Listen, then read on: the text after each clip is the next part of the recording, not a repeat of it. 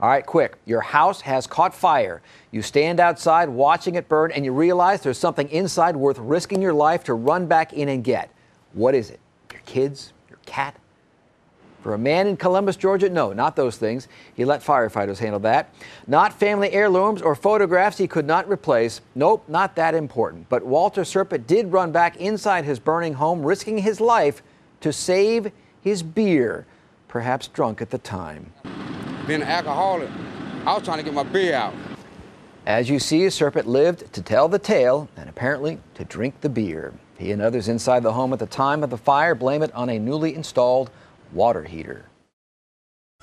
Good evening, I'm John McQuiston. A week later, the court of public opinion remains divided over George Zimmerman's acquittal in a court of law.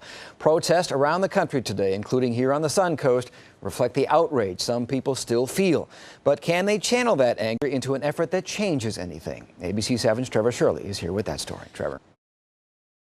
Well, I don't know if this shows the power of placebo or what, but a study of people with meniscus tears in their knees shows that those who had a sham surgery did just as well as those who went through the real thing. ABC 7's Alex Redmond is here to explain why. Without the actual blade on the implement, so it's pretty interesting. So are we learning that there are some things we shouldn't have surgery for, or are we learning really the power of the mind to heal our bodies? I think we're actually learning both. All right. Alex Redmond reporting for us tonight. We go to Wendy Ross. It has not exactly been painful weather-wise today, has it? No, not at all. Good evening, I'm John McQuiston. The Bradenton store owner says he sold illegal substances only because he did not realize that it broke the law. And why would he, considering his store's next-door neighbor? Manatee County deputies raided the Speedy's Food Mart on 57th Avenue East and say they found more than 230 packages of synthetic marijuana. It so happens that the store sits right next to a sheriff's office substation. The owner of the store only spoke to us off camera, but some of his regular customers came to his defense, saying that the stuff in question sat on shelves in plain view, and the guy is not that stupid. If it was illegal, if he thought it was illegal, he'd be trying to hide it. You might have seen the show that airs on ABC 7 called What Would You Do? If you found, say, a brand new iPad left on a bus stop bench, no one's around, what would you do when you found it? Well, that actually happened to a bus driver in South Florida, and we're about to see what she did. Brandon Byer has that story. Selma drove 30 minutes out of her way to return the iPad. An 8-year-old girl in Pennsylvania battles leukemia, and doctors say she has just days to live. Jamie Stover has the story of how nearly 10,000 people gathered together to help Lainey Brown fulfill her last Christmas wish. When a utility crew showed up to clean sewer lines in a southeast Florida neighborhood this week, a woman who lives there approached them with an odd request. Please find my diamond engagement ring. Shannon Harrigan said her ring slipped off her finger and down the drain while she gave her son a bath. Utility workers said it was like looking for a needle in a haystack, but after about an hour sifting through sewage, one of the workers hit pay dirt. And he pulled it out of his pocket and he said, "Does it look like this?" And I started crying. I just know how my wife would feel if she lost hers, so I figured we'd give it the best shot we could. Harrigan says, as you might expect, she is elated to have her ring back, and so is her husband, perhaps because now he won't have to buy her a new one and some kind of tethering device to keep it attached to her finger when she is anywhere near a sink. That's right. This week, a sinkhole destroyed 2 homes in Pinellas County and raised questions for us here. Sinkholes happen fairly often in the counties north of us, but something on the Sun Coast seems to keep us safe. What is it? A boat listing astern on land usually means bad news. The ground beneath it in Dunedin gave way.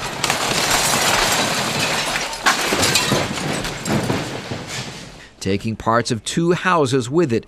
Sinkholes happen in Florida, most of which sits on a bed of limestone with a layer of soil, clay, or sand on top of it.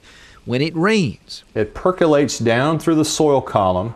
David Brown is a geologist, and he shows us how water gets into the limestone and over hundreds or thousands of years slowly dissolves it away, creating cavities underground. A house is placed at land surface, unsuspecting of some of the cavities that may lie underneath it at depth.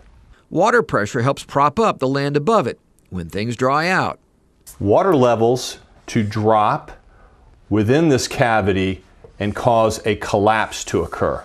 In February, a sinkhole swallowed a man in Seffner. In August, a resort in Central Florida partially sank into the ground. But we rarely see things like that here. A Florida Geological Survey map shows the number of reported sinkholes between 1954 and 2004. Dots cover Pinellas, Hillsborough, and Polk counties to our north, but only a few appear in Manatee, Sarasota, and Charlotte counties. Sarasota County, our limestone is much deeper. That's because, Brown says, the layer of clay covering it is hundreds of feet thick in some places, too thick for the rain to reach the limestone. So we're protected in this area by those confining units and the depth of our limestone. You definitely want to have the coverage for it. Florence Conlon sells insurance and says that rates for sinkhole coverage here do factor how few sinkholes we get. So they'll look within 1.5 miles, they'll look within 3 miles, and they'll see how many occurrences within that geographical area. And they'll see what geologists see, a little chance that the earth will open and swallow your home. David Brown says that most of the sinkholes we have here come from man, water pipes bursting and leaking, or something we buried, rotting and settling, and causing the land above it to sink down. Now, sports. We start with baseball, where the Yankees must hate the Rays. The Yankees have this giant payroll and pay what's called a luxury tax that helps teams like the Rays, and the Rays turn around and beat them over the head with it. Although not a whole lot of beating today for either team as the Rays and Yankees play. Yankees pitcher Ivan Nova has a wicked curveball, and the Rays have an awful time trying to figure it out. Time and again, Nova strikes out 8 Rays in 7 innings of work. But in the 6th inning of this one, the Rays do get 2 men on base and Kelly Johnson at the plate. It's not a mammoth shot, a bloop into center field, but it drops in and scores the Rays' only run of the game when Ben Zobrist comes home. Good thing for the Rays that Chris Archer does even better. 9th inning with the Rays leading 1-0. The rookie pitcher strikes out Brett Gardner. Okay, 1 left. Ichiro Suzuki, though, the Yankees' last chance, hits one right back to Archer, who allows only 2 hits in the game, no walks, as he shuts out the Yankees 1-0 and keeps the Rays in first place in the American League East.